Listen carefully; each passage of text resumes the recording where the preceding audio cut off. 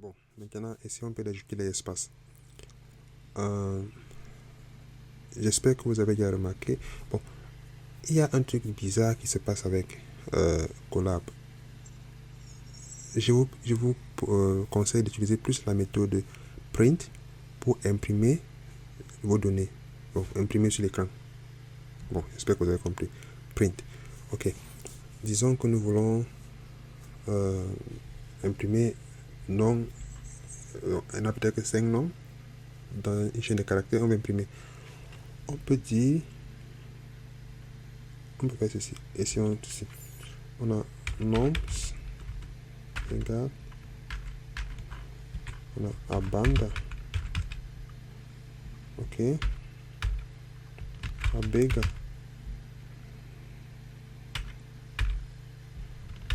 Ngo. Et ngono. Si on met non comme ça, on aura ceci. Très bizarre, n'est-ce pas? Mais si on imprime par la méthode normale, oh non, non, non, non, non. On imprime par la méthode, la méthode normale, qu'est-ce qu'on a? Voilà, comme ceci. Même chose si on veut juste les séparer. Bon, essayons un peu de remplacer ça par les tabulations, ok? On connaît déjà comment remplacer. Essayons voir, je vais voir ce que ça va donner. Je suis curieux. Replace. Replace. On va remplacer quoi? On va remplacer ça par quoi? Par ça. Pour la tabulation, c'est juste les espaces. Bon, c'est un peu de voir ce que ça va donner. Oh, ça donne. Donc, vous pouvez faire ceci. Ok. Qu'est-ce qu'on peut encore faire? On peut encore faire quoi? Bon, vous appelez F-string. F-string. Les chaînes littérales formatées.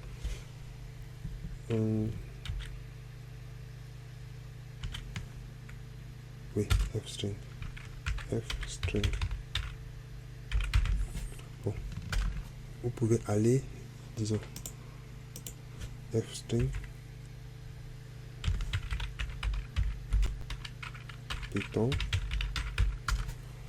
Vous pouvez voir en détail ce que vous pouvez faire avec F-string.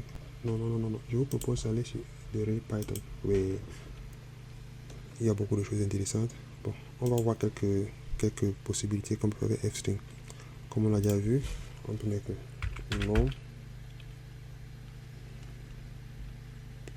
nom égale Joseph.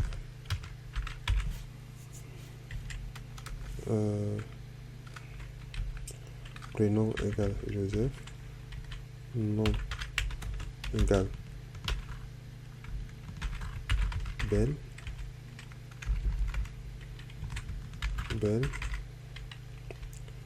On peut imprimer F-string. Nom. Comme ceci. Prénom. Qu'est-ce que cela dit? Cela dit que ça fait un formatage de chaîne de caractères. Mais dans cette chaîne de caractères, on peut ajouter les variables. Ok? On peut imprimer ceci. Calmement, on a Joseph Ben. Ou alors, on peut mettre complet, nom complet égale. Bon, je suis paresseux. Et ici, on imprime nom complet.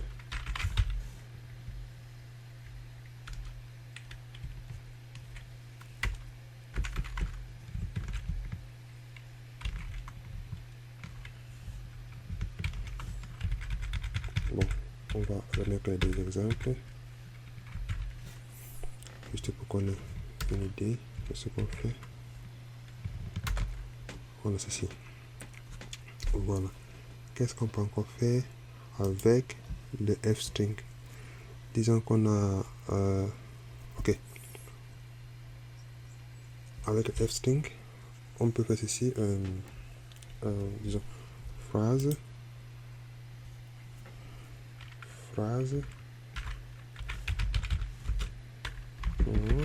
respectons la règle de Python, phrase égale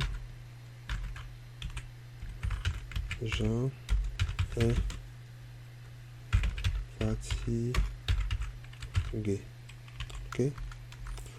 Bon, on peut faire ceci. Print.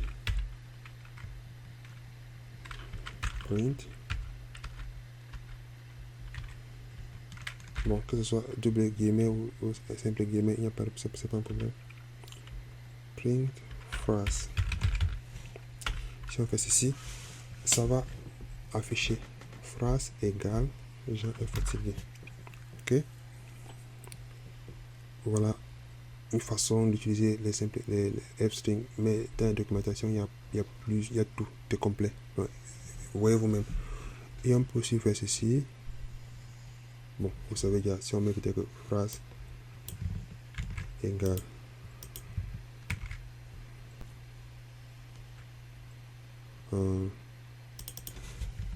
Joël, si on peut le Joël, c'est un peu de voir les accents qu'il y a dans bon, je ne passe sur mon clavier. Je vais les fatiguer. Si on fait ceci, qu'est-ce qu'on va, je vais les fatiguer. Ok. Qu'est-ce qu'on peut faire donc avec les chaînes? Bon, les erreurs au niveau des chaînes. Ok. Disons que nous avons ceci. J'ai fatigué. Bon, quelle est la longueur de phrase? La longueur de phrase, on a 16. Ok. Disons qu'on veut savoir, si on peut-être qu'on veut savoir, bon, on ne connaît pas quelle est la longueur de phrase, mais on va avoir le dernier caractère de phrase. Si on tape, on ne tape pas. Si on écrit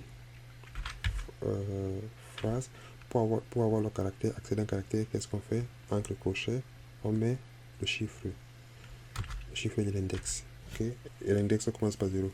Mais si on met par exemple phrase 17, d'après vous, qu'est-ce qu'on aura comme résultat? Essayons. On dit index out of range. Ok, il y a deux façons.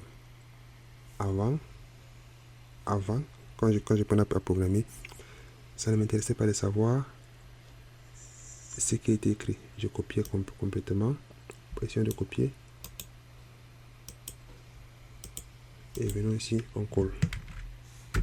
Sur Google. Bon, vous avez les résultats russes parce que je suis à Russie. Mais si on colle sur Google, on cherche index out of range.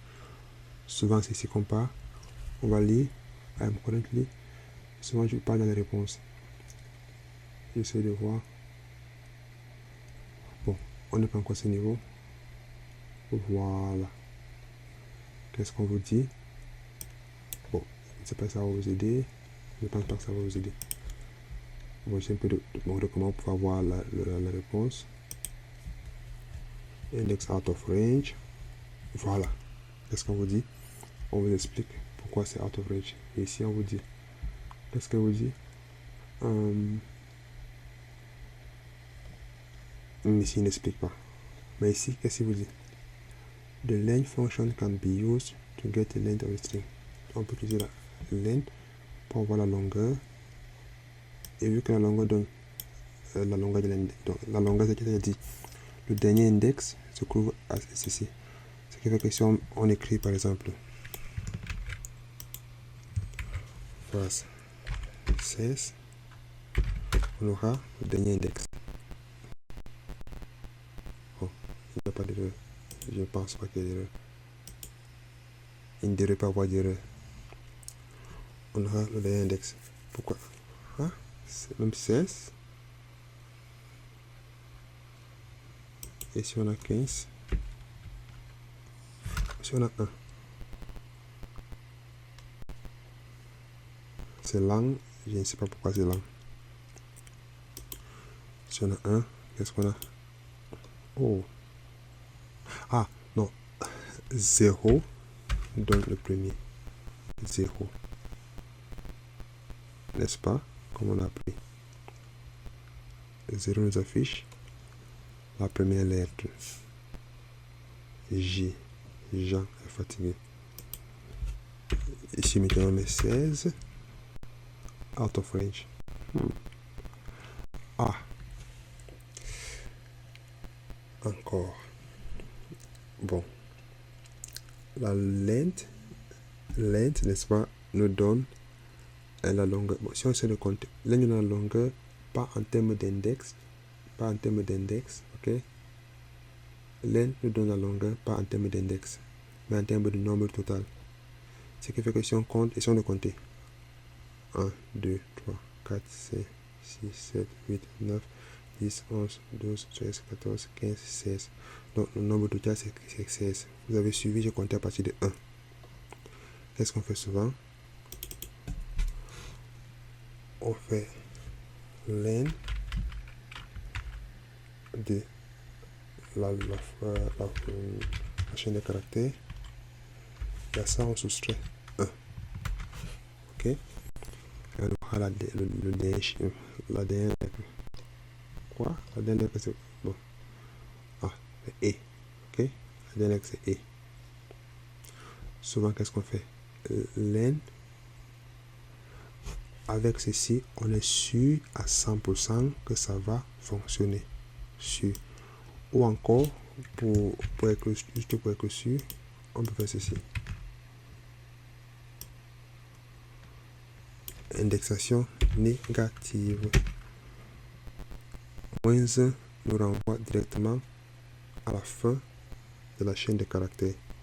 Bon, attendons que ça charge. Voilà. Moins 1. Et pour savoir l'avant-dernier, logiquement, on fait moins 2.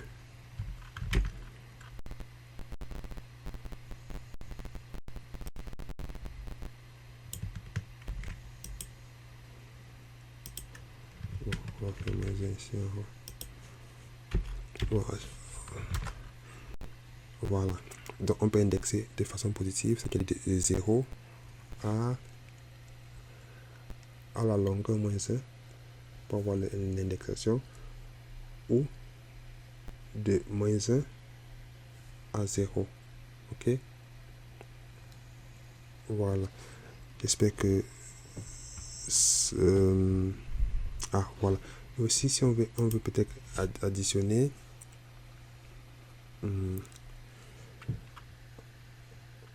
disons, on va additionner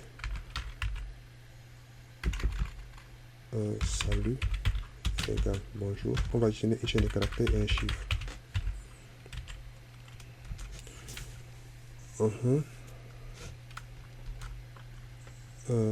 Numéro 45. Si on va additionner, on va peut-être imprimer le message. On va imprimer un message. Le message, c'est lequel? Le message que nous voulons imprimer maintenant est le suivant. Bonjour, numéro 45. Ok? Message est égal à bonjour. On additionne avec une chaîne de caractères. Qu'est-ce qu'on a? Bon, si on additionne avec une chaîne de caractères, nous aurons numéro. L'abréviation de numéro, je cherche. Voilà, numéro. Non. Numéro. Et ici, on additionne encore avec le numéro. Non. Numéro, comme ceci. Ok. Si on imprime le message, d'après vous, qu'est-ce qui va se passer? On imprime le message, voyons voir. Il y a une erreur, voilà. Et qu'est-ce que l'erreur vous dit? Bon, je vous explique, je vous montrerai ce qui s'est passé en haut. Bon, par exemple, quand j'ai l'erreur d'en haut, l'erreur vous dit créer explicitement index error, erreur d'index, string out of range et hors du rang. le champ de caractère hors du rang. On met à quel niveau exactement. Ce qui est bien avec Python, c'est que Python vous montre exactement où se trouve le problème. Maintenant ici on dit type error, erreur de type. Can only concatenate string to string. On peut seulement additionner le string au string, not int. Pourquoi int c'est intégral. Donc 45 est une intégrale. Comment savoir le type? Bon, string et int sont les types de données. Mon computer commence, voilà, les types de données. Comment savoir les types de données? En utilisant la méthode type. Oh mon dieu. Ah, si on fait peut-être type. Ah, mon ordinateur commence vraiment à bugger. Il était allumé, ça fait un mois sans être éteint. Donc, excusez si ça dérange. Bon, je vais d'abord poser l'enregistrement pour que... Ok, j'ai pu résoudre le problème. Je n'ai pas résolu le problème, mais seulement me poser play. Bon, on utilise la méthode type. Ok, type. Si on écrit peut-être type salut, on aura str, donc string, chaîne de caractères. Si on écrit type numéro, ce que je vous montre là, c'est ce qu'on appelle le débugage pour trouver les erreurs dans le programme. On va haut, donc on ne peut pas additionner numéro intégral et str. Qu'est-ce qu'il faut? Avec Python, c'est possible de faire une conversion de type. Ça se fait comment? Bon, je vais pas effacer. Vous avez toujours l'erreur. Je vais juste copier et mettre ici en bas. Si on enroule ceci avec str, on appuie. Vous voyez, on aura. Oh, j'ai oublié l'espace. L'espace après ceci. Et ici, on peut mettre l'espace. On peut mettre l'espace soit ici ou alors ici. Bon, j'enlève l'espace pour que vous puissiez voir après ce que ça a donné. Et je remets la même chose ici en bas. Maintenant avec les espaces. Voilà. Ceci veut dire que bon, à ce niveau, on convertit. Donc on ne change pas le type de numéro. Si peut-être on retape le type, on recherche le type de numéro, ça sera toujours intégral. Mais qu'est-ce que Python fait? Python dit, comme Python c'est un interpréteur, ça part ligne par ligne. Python dit, arrivé à la ligne message, transforme numéro en intégral. Mais Python ne change pas la valeur, le type de numéro. Pourquoi? Vous pourrez vous demander. Parce que pour changer la valeur d'une ici, pour changer la valeur d'une variable, il faut la réassigner. Ok? Réassigner. Bon, pour disons par exemple, si on fait ceci, voilà, on a 45. Disons, si on va copier tout entièrement, ok, pour ne pas perdre le temps, on copie tout. Si par exemple nous venons ici, on dit maintenant bon, on est là, voilà, on dit nouveau string numéro est égal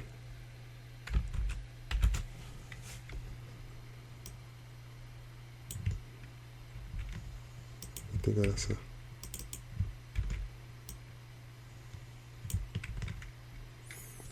Bon, on n'aura toujours pas changé la valeur du numéro, mais la nouvelle variable qu'on a créée sera une valeur altérée de numéro. Le message sera toujours 45. Ok, on a déjà beaucoup bavardé pour ça. Le reste d'informations, vous pouvez trouver sur le blog. Le blog à quel niveau? Ah, c'est le blog. Ok. Voilà. Le blog, le voici. Bon. Et je vais essayer de relancer le blog. Ah, il est déjà lancé. Ok. Il est déjà... Bon. Bon, au revoir et rendez-vous à la prochaine. Je vais faire une petite vidéo maintenant juste pour montrer comment utiliser le site. Ok. Bye bye.